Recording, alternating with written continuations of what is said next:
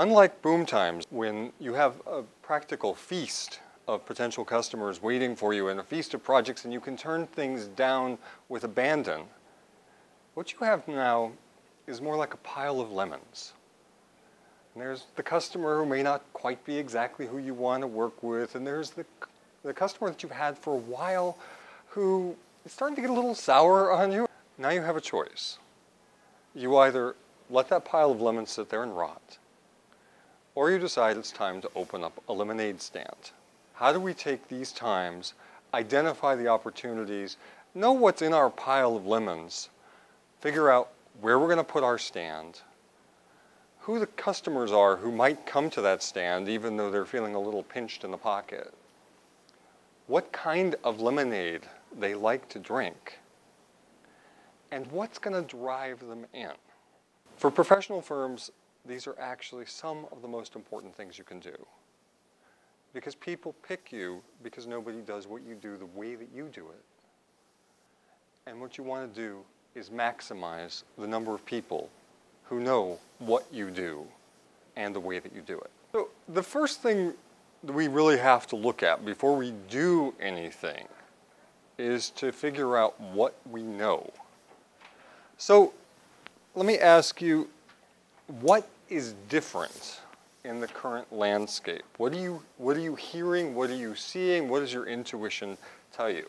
So if we made a column over here that says boom, and one over here that says bust, just because these are two easy words to use. We hope it's not that bad, but let's use those two words. What's the difference? Now, there's a degree to which all of us will go through both of these things, even as we try to work through our own feelings and our own sensibilities about what's going on right now. But you have to be very aware of that because that affects what's going to sell and what's not. And just remind yourself periodically if you're going out to network or you're going to be making some kind of a sales call, just remind yourself of what we just went through. What's still the same? What's at the core of what your prospects want? And what are the sort of externals that are moving them to behave a little bit differently? Because you'll have to speak to them differently. Unfortunately, in every field, there are people, highly educated, highly skilled people who are content to play at the commodity level because they don't figure out what they need to do not to play there. In this kind of market, stories are very, very powerful for a couple of reasons. One is people don't have the focused attention span necessarily to hear a more complicated explanation. We've looked at where we're going to locate our stand. We sort of revisited who our customers might be. We started tinkering with the recipe a little bit. How do we keep people walking past this stand? Now, this is where we get into the actual nuts and bolts of marketing stuff. There are some logistical questions. These are just sort of example questions. What are the hours for your stand? How much time do you need to spend with each prospective customer? When do you need to make a fresh pitcher of lemonade? What I'm talking about here is a marketing plan. It's good enough to sort of fly by the seat of your pants during good times when people are willing to spend money. In times like these, you have to have some kind of a plan. It does not have to be very elaborate, but you've got to have some sense of what you're looking for, where you're looking for it, how you're going to approach it, and when you're going to do it. 5 things you got to avoid.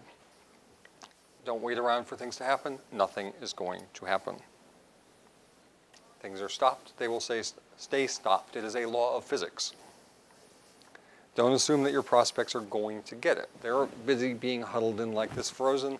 They're not going to get anything unless you bring it up the steps, knock on the door, and say, look, it smells really nice. Don't pull the conversation to your side prematurely. Don't ignore your clients' and your prospects' anxiety, please. Keep that in mind. If something really rubs you the wrong way, do your best to take a deep breath.